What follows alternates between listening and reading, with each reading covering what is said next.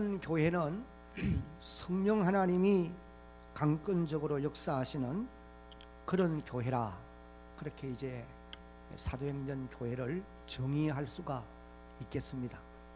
우리가 섬기는 이 대양교회도 그런 교회가 되어지기를 간절히 소원합니다. 여러분들도 기도를 드릴 때마다 금년의 이 표를 생각하면서 사도행전 교회를 꿈꾸고 세우는 바로 그런 교회가 성령 하나님이 강권적으로 역사하시는 교회다.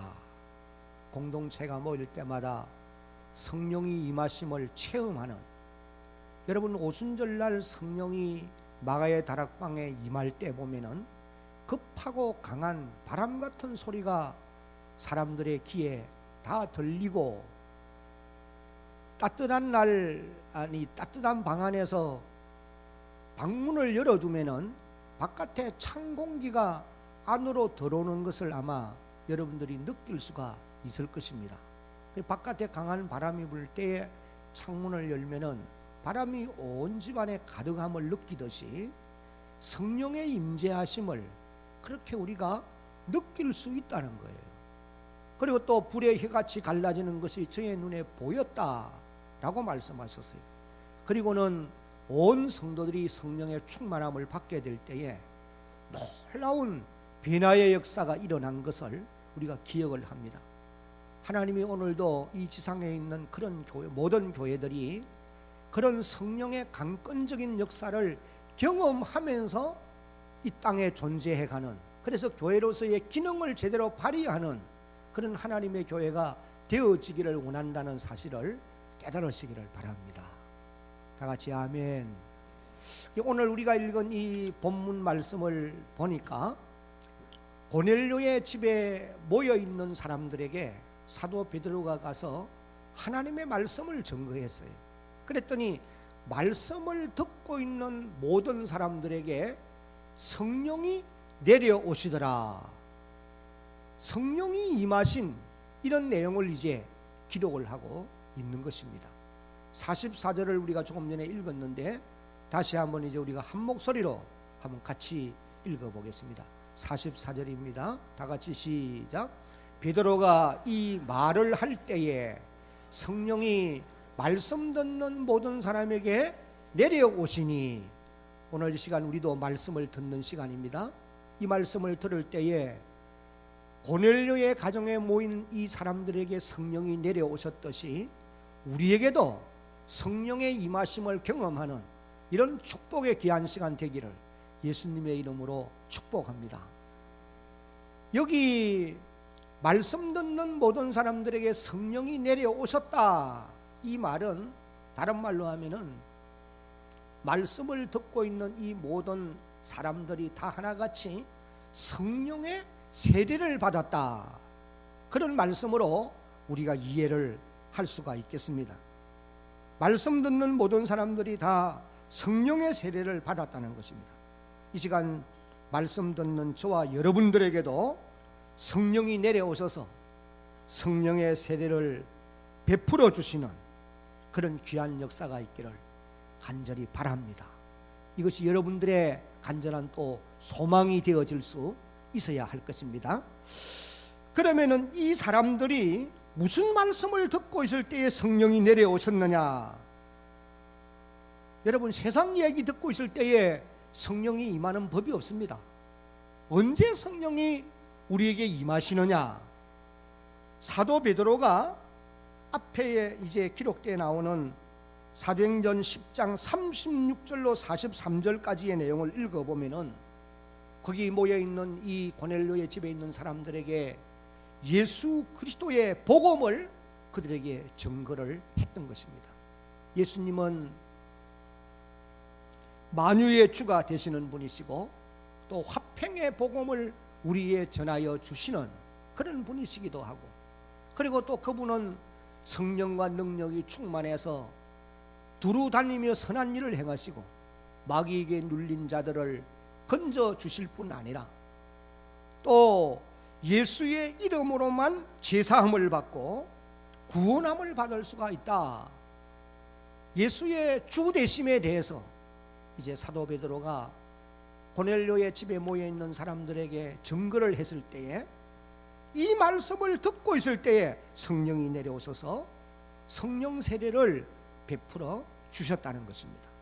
왜냐하면 복음을 들을 때에 그 복음을 믿을 수 있도록 성령이 임하셔야 돼요. 왜냐하면 예수님에 대한 여러 가지 이 복음에 대한 내용들은 여러분의 인간의 지식이나 경험이나 또 여러분들이 가지고 있는 그런 무슨 세상적인 방법을 가지고는 그 말씀을 그대로 받아들일 수가 없어요. 그래서 성령님이 오셔서 복음을 들을 때 그 복음을 믿을 수 있도록 하시고 믿어서 우리를 구원받게 하시게 되어 있는 것입니다. 그렇게 해서는 이제 여러분들로 하여금 증인되어 살아갈 수 있도록 만들기 위해서 성령이 임하시고 성령의 세례를 베풀어 주신다는 거예요. 여러분, 오늘도 역시 마찬가지입니다. 예수의 복음이 전해질 때에 그 복음을 듣는 사람들 가운데 성령이 임하시게 되어 있고, 그 말씀을 듣는 사람들에게 성령의 약속하신 말씀대로 성령의 세례가 임하게 되어진다고 하는 것을 깨달을 수 있기를 바랍니다. 먼저 우리가 사도행전 1장 4절로 5절에 기록되어 있는 이 말씀을 보면은, 예수님이 성천하시기 전에 감람산에서 제자들과 거기에 모여 있는 이 많은 사람들에게 이런 당부의 말씀을 하셨어요. 1장 4절 5절을 한번 같이 읽어보겠습니다. 사도행전 1장 4절 시작. 사도와 함께 모이사 그들에게 분부하여 이르시되 예루살렘을 떠나지 말고 내게서 들은 바 아버지께서 약속하신 것을 기다리라. 5절 시작. 요한은 물로 세례를 베풀었으나 너희는 몇 날이 못되어 성령으로 세례를 받으리라 하셨느니라. 여러분, 이 말씀에서 보면은 예수님이 성천하시기 전에 사도들과 거기에 모여 있는 많은 사람들에게 크게 두 가지를 당부하고 있는 말씀을 봅니다. 그 첫 번째 당부의 말씀이 이것입니다. 한번 같이 읽어보겠습니다. 시작. 예루살렘을 떠나지 말고 아버지의 약속하신 것을 어떻게 하라? 기다려라. 예루살렘을 떠나지 말고 아버지의 약속하신 거 기다리고 있으라. 여기 아버지가 약속하신 것이 무엇이냐 하면은 요엘서 2장 28절로 31절까지를 보면은 성부 하나님이 말세가 되면은 내가 남녀 종들에게 내 영을 부어줄 것이니 너의 자녀들이 예언을 하고 나이 많은 어르신들이 환상을 보고 이런 등등의 역사가 일어나게 될 것이다. 성령 보내주실 것에 대한 예언의 말씀이 아버지가 약속하신 것입니다. 바로 예수님도 그것을 약속하셨어요. 내가 가면 너희에게 아버지가 약속하신 것을 보낼 것이다 라고 말씀을 하신 것입니다. 그래서 첫 번째 당부는 성령이 임하실 때까지 예루살렘을 떠나면 안 된다는 거예요. 예루살렘 안에 머물러 있어라. 이것이 이제 주님의 첫 번째 당부입니다. 그 다음 이제 두 번째 당부의 말씀이 너희가 요한의 물세례는 이미 받았지만은 요단강에서 거기 모여 있는 예수님의 12 제자들과 그리고 많은 이 사람들이 대부분이 세례 요한으로부터 회개의 세례, 물세례를 요단강에서 받았다는 거예요. 너희가 이제 이 요한의 물세례는 받았지만은 앞으로 성령이 강림하시게 되면은 성령으로 세례를 받아야 할 것이다 라고 말씀을 하셨습니다. 다시 말하면은 성령 세례를 받아야 된다는 겁니다. 이것이 이제 두 번째 주님이 당부하신 말씀입니다.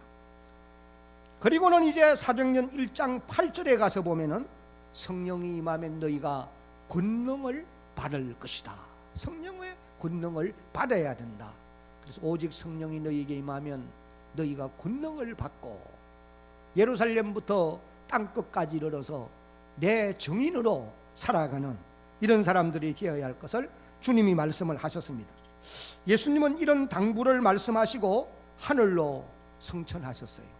하늘로 올라가신 후 10일째 되는 날에 오순절날 아침에 아버지가 약속하신 성령이 예수님의 말씀대로 예루살렘을 떠나지 않고 기도하면서 기다리고 있는 사도들과 120여 명의 사람들에게 이제 강림을 하신 이런 놀라운 역사가 일어난 것입니다. 그 내용이 이제 사도행전 2장 1절로 4절까지에 기록되어 있는 말씀이에요. 이제 우리 같이 이 말씀도 한번 같이 읽어봅니다. 사도행전 2장 1절로 4절 시작. 오순절 날이 이미 이르매 그들이 다 같이 한 곳에 모였더니 호련히 하늘로부터 급하고 강한 바람 같은 소리가 있어 그들이 앉은 온 집에 가득하며 마치 불의 해처럼 갈라지는 것이 그들에게 보여 각 사람 위에 하나씩 임하여 있더니 4절 시작. 성령이 말하게 하심을 따라 다른 언어들로 말하기를 시작하니라. 우리는 이 말씀을 보면서 예수님이 당부한 이 두 가지의 말씀이 다 성취되어진 것을 알 수가 있다는 것입니다. 첫째는 사도들과 120명의 성도들에게 아버지가 약속하신 성령이 불의 해같이 갈라지면서 급하고 강한 바람 같은 이런 모습으로 그들에게 임하신 것입니다. 그 다음에 두 번째 당부는 그들이 성령 세례를 받았고 능력의 사람이 될 것을 말씀하셨는데, 오늘 우리가 읽은 이 말씀을 보면은 사도들과 120명의 성도들이 다 하나같이 성령 세례를 받고 권능의 사람들이 되어졌던 이런 모습을 이제 볼 수가 있는 것입니다. 우리가 어떻게 그렇게 말할 수 있느냐? 그렇게 말할 수 있는 것은 여러분들이 이제 사도행전 2장 5절 이후를 읽어가 보면은 이 2장 한 장만 읽어봐도 사도들은 예수님의 당부의 말씀대로 그들에게 아버지의 약속하신 성령이 임하셨다는 사실과 또 주님이 명하신 말씀대로 성령의 세례를 받고 권능의 사람들이 되어진 것을 알 수가 있는 것입니다. 그렇게 말할 수 있는 이유가 무엇이냐면은 사도들의 삶이 변화된 것을 보고 알 수 있는 거예요. 사도행전 1장이 기록되기 이전이 요한복음의 20장, 21장에 있는 이런 말씀들이에요. 우리가 이 말씀들과 사도행전 1장을 비교해 보면은 사도들의 삶의 변화가 엄청나게 왔다고 하는 것을 깨달을 수가 있다는 것입니다. 그래서 사도들의 변화된 삶을 보면서 사도들이 성령의 세례를 받은 것이 분명하구나, 능력을 받은 것이 분명하구나, 이것을 깨달아 알 수가 있는 것입니다. 여러분, 오늘 우리 성도들도 한평생 예수를 믿으면서 참 어떤 면에 보면 우리 자신들을 보면서도 답답할 때가 없잖아 많이 있어요.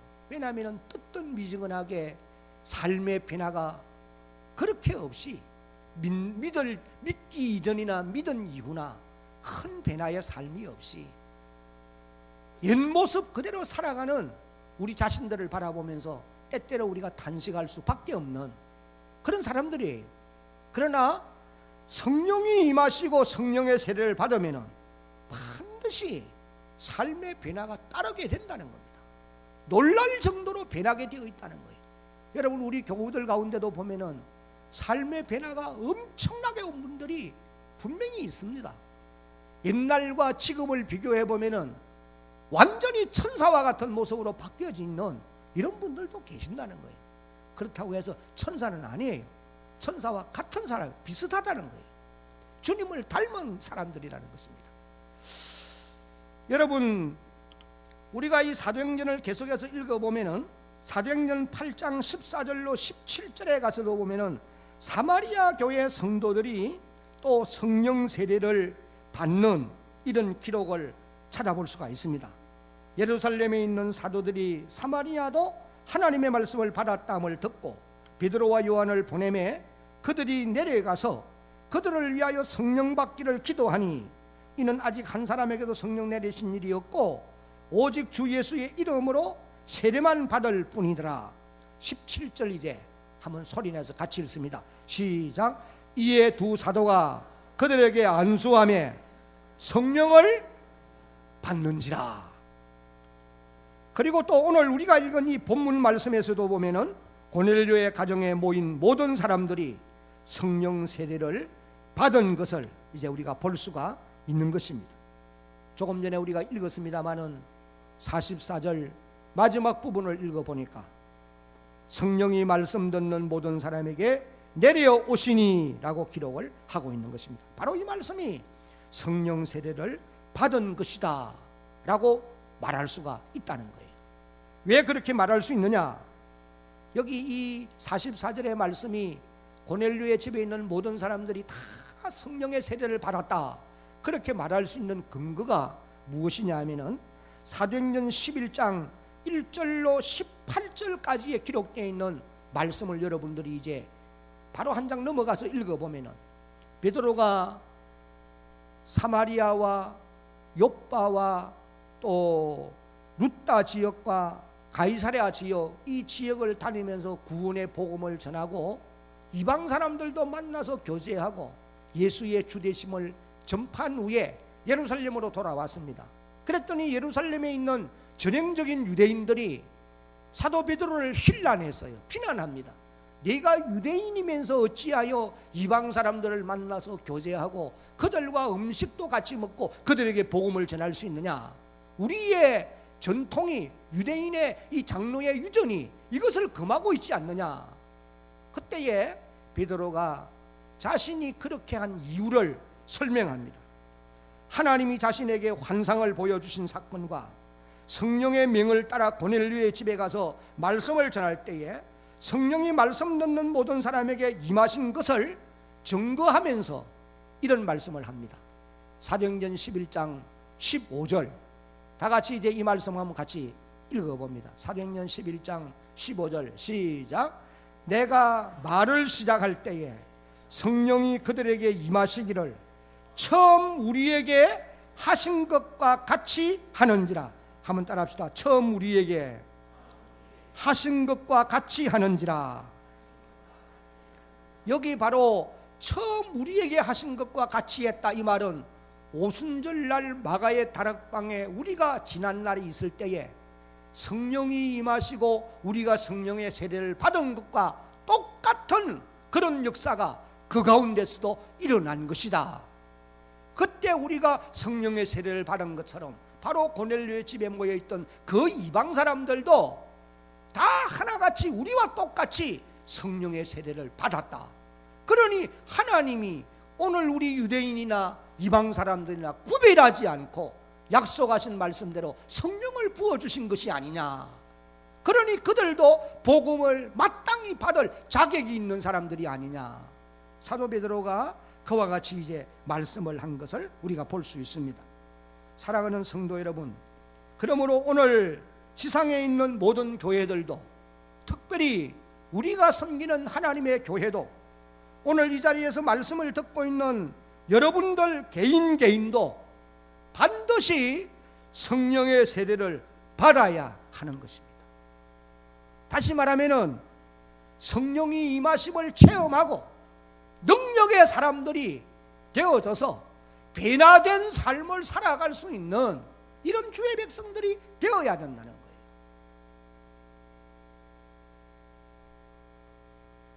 다 같이 아멘. 반드시 성령의 사람이 되어야 되고 성령의 세례를 우리도 받아야 된다. 그러면은 첫째로 성령 세례를 받으면 어떤 표적이 따르게 되느냐? 오늘 우리가 읽은 46절 말씀을 읽어보면은 두 가지 표적이 따르게 된다라고 말씀했습니다. 이는 방언을 말하며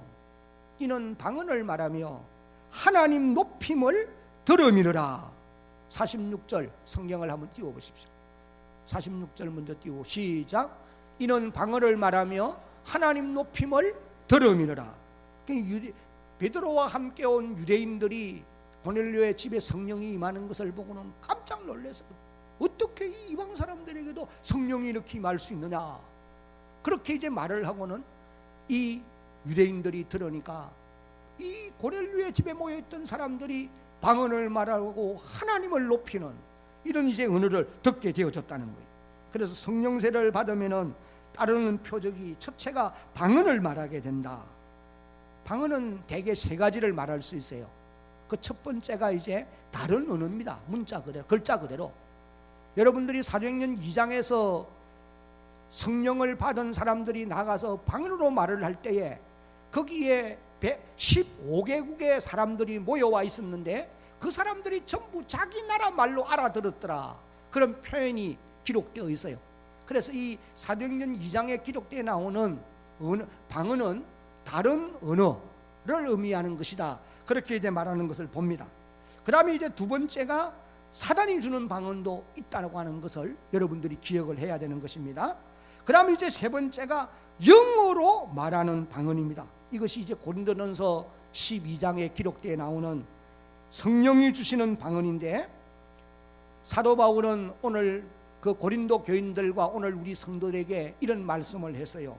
나는 너희들보다도 방언을 더 잘 말하는 것을 감사한다. 그런 표현을 하면서 나는 너희가 다 방언 말하기를 원하노라. 오늘 이 말씀을 듣는 저와 여러분들도 성령의 능력으로 성령 세례를 받음으로 다 방언을 말할 수 있는 이런 주의 백성들이 되어지기를 예수님의 이름으로 축복합니다. 아멘. 방언이 있으면 있고 없으면 없는 거고, 뭐 관심이 없는 분들도 혹 계실는지 모르겠는데 예수 믿는 사람들은 그러면 안 돼요. 하나님의 은사는 사모하는 마음을 가진 사람에게 주시게 되어 있는 거예요. 오래 예수 믿어도 방언을 받지 못한 사람들이 있어요. 제가 아는 어떤 장로님 한 분은 저 기도원에 사역을 하는 장로님이신데, 이분은 연세가 그 당시 제가 만날 때 7순이 넘은 어른이에요. 근데 이 어른이 오래 예수를 믿어도 방언을 못해요. 그런 애가 기가 막힌 겁니다. 금방 예수 믿는 사람들도 방언을 하는데, 그래서 자기가 방언이 너무 하고 싶어서 길을 다니면서 나오는 대로 그냥 말했다는 겁니다. 그런 말도 되도 안 하는 소리를 막 그냥 죽게 한 거예요. 그러다가 보니까 어느 날 딱 기도를 하는데 하나님이 그에게 은사를 주시고 성령의 세례를 받게 하시면서 은사를 체험하고, 그래서 방언을 말하는 거예요. 그런 간증하는 것을 제가 들어본 적이 있어요. 여러분들도 하나님의 은사를 사모할 때에 하나님이 주실 줄로 여러분 믿으시기 바랍니다. 사도 바울이 오늘 우리에게 이런 말을 해요. 나는 너희들보다도 방언을 더 잘 말하는 것을 감사한다. 나는 너희가 다 하나같이 방언 말하기를 원한다. 그런 말씀을 하신 것입니다. 우리 교인들도 보면은 처음 예수 믿어가지고 이 방언이 하고 싶어서 그렇게 사모할 때에 함께 기도해주고 그래서 방언을 은사로 받은 이런 분들도 계시는 것이 분명합니다. 그 다음에 이제 두 번째 따르는 표적은 다 같이 한번 읽어봅니다. 시작. 하나님을 높이는 말을 하게 됩니다. 누구를 높여요? 하나님 높이는 말을 하게 된다는 거예요. 46절 하반절을 읽어보면 하나님 높임을 들음이라 하나님을 찬양하는 말을 하게 되고 또 감사의 말을 많이 하게 되어지는 겁니다. 그래서 성령 세례를 받고 나면은 내 입에서 감사가 나오게 되어 있고 아멘 아멘이 나오게 되어 있고 만나는 사람마다 할렐루야로 찬양하게 되어 있다는 거예요. 말이 항상 부정적이고 항상 세속적인 말을 하게 되면은 이건 성령의 역사가 아니에요. 성령의 세례를 받는 사람들은 하나같이 그 입에서 나오는 말들이 하나님을 찬양하는 하나님을 높이는 말들이 되게 나오게 되어 있다는 거예요. 사랑하는 성도 여러분, 저는 여러분 모두가 방언을 통해서 기도의 능력을 넣는 사람 되기를 바라고 또 한 걸음 나아가서 주님을 높여드리는 말들이 여러분의 입에서 끊이지 않고 계속 나올 수 있는 그런 하나님의 자녀들 되기를 예수님의 이름으로 축복합니다. 아멘. 항상 말을 들어보면 알아요. 죽겠다, 안 된다, 힘들다. 성령의 세례를 받은 사람들의 입에서 나오는 말씀은 할렐루야가 나오게 되어 있고 전화만 들어도 할렐루야 누굽니다 그런 사람. 그것까지는 안 해도 괜찮아요. 하여간 감사의 말이 많았고 주의 이름을 찬양하는 이와 같은 말들이 많아지게 되어 있다는 거예요. 이런 것들이 이제 성령의 세례를 받은 사람들에게 따르는 표적이라고 오늘 읽은 46절에서 말씀을 하고 있는 것입니다. 그러면은 두 번째, 왜 성도들이 성령의 세례를 받아야 되느냐? 몇 가지 이유를 말씀드리면, 첫째는 다 같이 한번 읽어봅니다. 시작. 권능을 받기 위함입니다. 성령이 임해야 권능을 받는다는 거예요. 여기서 말하는 권능은 힘과 능력을 말하는 것입니다. 교회가 교회의 기능을 발휘하기 위해서는 성령의 권능이 있어야 되고, 성도가 성도답게 살기 위해서도 능력이 없으면 불가능한 것입니다. 불 꺼진 자동차가 아무리 밀어보세요, 갈 수 있는가? 엔진이 가동되어서 힘이 공급되어야 자동차가 힘있게 달릴 수 있는 것과 같이, 오늘 지상에 있는 모든 하나님의 교회도, 교회에 속해 있는 우리 성도들 개인도 능력이 임할 때에 그 힘에 의해서 주님이 우리로 하여금 목표를 달아보고 달려가게 하신 그 방향으로 힘있게 달려갈 수가 있게 되어지는 것입니다. 그래서 우리에게 능력이 필요하다는 것입니다. 그러므로 모든 성도들은 성령의 임재를 통해서 성령의 권능을 반드시 체험해야 된다. 내게 능력이 임하시면은 우리가 가만히 앉아 있을 수가 없어요. 나아가서 활동하게 되어 있고, 사도행전 2장을 읽어보면은 마가의 다락방에 모여 앉아 있던 이들이 성령이 임한 다음에는 스스로 바깥으로 뛰쳐나가는 거예요. 나가서 만나는 사람들에게 예수는 그리스도라, 주 되심을 전파하는 이런 놀라운 역사가 일어나게 되었던 것입니다.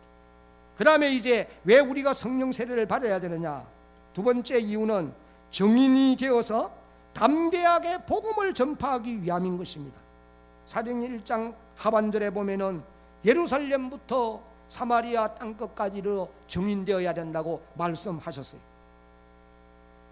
그래서 사도행전 4장 31절을 읽어보면은 성령 세례를 받은 사람들이 빌기를 다음에 모인 곳이 진동하더니 무리가 다 성령이 충만하여 담대히 하나님의 말씀을 전하니라, 그렇게 기록했습니다. 답을 보십시오. 성령이 우리에게 임하시고 성령이 교회에 임하는 가장 중요한 목적은, 여러분, 오늘 우리를 위로해주고 우리의 마음을 평안케 하고 우리의 질병을 고치고 우리의 육신을 이 땅에서 행복하게 살아가게 해주기 위함이냐? 물론 그런 면도 있습니다.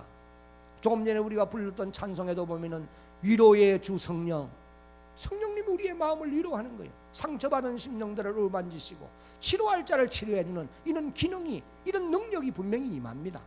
그러나 성령이 임하는 가장 중요한 목적은 교회로 하여금, 우리 성도들로 하여금 입을 열어서 바깥으로 나가서 예수의 주되심을 증거하게 하는 것이 가장 중요한 목적이라는 것입니다. 그래서 성령이 충만하면 나타나는 첫 번째 인상이, 담대히, 한번 따라합시다. 하나님의 말씀을 다 따라하시기 바랍니다. 담대히 하나님의 말씀을 전하니라. 이것이 이제 성령 세례를 받은 사람들에게 나타나는 가장 중요한 그와 같은 표적이다 라고 하는 사실을 우리가 깨닫게 되는 것입니다. 사도행전 5장 42절을 보면은 성령 충만한 초대교회 성도들이 저희가 날마다 성전에 있든지 집에 있든지 예수는 그리스도라고 가르치기와 전도하기를 뭐하지 아니하니라? 쉬지 않더라는 거예요. 그치지 않더라. 세 번째, 왜 우리가 성령 세례를 받아야 되느냐? 변화된 거룩한 삶을 살기 위함인 것입니다. 사도 바울 같은 사람도 보면은 로마서 6장 7장을 읽어보면은 오라 나는 공고한 사람이라 이 사망의 몸에서 누가 나를 건져내랴. 의를 행하며 살고는 싶은데 의롭게 살지는 못하고 원치 아니하는 불의를 행하며 살아가는 자신을 보면서 탄식할 말씀이에요. 이 탄식은 사도 바울만의 탄식이 아니고 오늘 믿음으로 바르게 살아가려고 하는 모든 우리 성도들의 탄식이기도 한 것입니다. 여러분, 우리가 한평생 그러면 이렇게 탄식만 하면서 살아가야 될 것이냐? 그건 아니라는 거예요. 우리로 하여금 육신의 연약성을 극복하고 거룩한 삶을 살아갈 수 있도록 하기 위해서 하나님이 우리에게 성령을 보내어 주신 것입니다. 그래서 바울이 갈라디아 5장 16절을 읽어보면은, 갈라디아 5장 16절을 읽어보면은 다 같이 시작. 내가 이르노니 너희는 성령을 따라 행하라. 그리하면 육체의 욕심을 이루지 아니하리라. 갈라디아 5장 22절 이후를 읽어보면은 성령의 열매가 사랑으로부터 시작해서 절제까지 이런 성령 충만한 삶을 살아가는 이런 복을 누리게 되어 있다는 것입니다. 이런 이유들로 인해서 오늘 우리 모든 성도들이 반드시 약속하신 하나님의 말씀대로 성령의 세례를 받아야 한다라는 것입니다. 이제 세 번째는 우리가 어떻게 하면은 성령 세례를 받을 수 있느냐 하는 것입니다. 다 같이 이제 첫 번째 한번 읽어봅니다. 시작. 하나님의 말씀을 경청해야 돼요. 이것이 오늘 본문에 기록되어 나오는 말씀입니다. 베드로가 이 말을 할 때에 성령이 말씀 듣는 모든 사람에게 내려오시더라. 우리 성도들에게 제가 몇 가지 당부한 말씀들이 있는데, 여러분 매일같이 성경을 10장씩 읽어야 됩니다.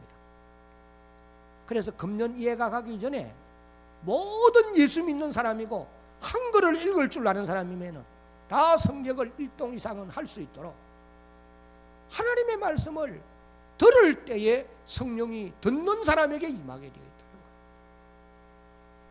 한번 따라합시다. 말씀 듣는 사람에게 오늘도 성령은 임하십니다.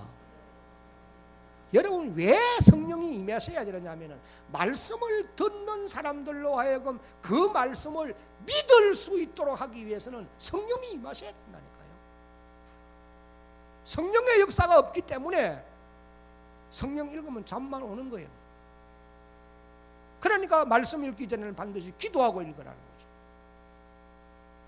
그 다음에 두 번째는 우리가 어떻게 성령을 받을 수 있느냐. 다 같이 시작.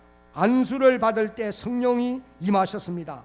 사도행전 8장 17절을 읽어보면 사마리아 교회 성도들이 베드로가 내려가서 안수할 때에 성령을 받았다라고 기록합니다. 사도행전 19장 6절에도 보면 에베소 교회 성도들이 바울이 그들에게 와서 말씀을 전해주고 안수할 때 성령이 그들에게 임하심으로 방언도 하고 예언도 하니 12사람쯤 되었더라 기록하고 있어요. 그 다음에 이제 세 번째는 다 같이 시작. 사모하는 마음으로 간구해야 합니다. 누가복음 11장 13절 같이 읽어봅니다. 시작. 너희가 갈지라도 좋은 것을 자식에게 줄 알거든 하물며 너희의 천부께서 구하는 자에게 성령을 주시지 않겠느냐. 성령은 오늘도 사모하는 심령을 가지고 성령의 기중성을 깨달아 알고 이런 은사를 갈구하는 이런 분에게 약속하신 말씀대로 임하시게 되어 있고, 성령은 임하셔서 우리로 하여금 성령의 세례를 베풀어 주신다는 것 뿐만 아니라 우리의 심령이, 우리의 마음이 깨끗해져야 됩니다. 성령은 거룩한 영이거든요. 거룩한 영은 거룩하지 못한 곳에는 임할 수가 없다는 거예요. 그래서 성령은 청결하고 거룩한 영이시기 때문에 추한 마음에 임할 수가 없는 것입니다. 그래서 예수님이 우리에게, 그래서 베드로가 우리에게 이렇게 말합니다.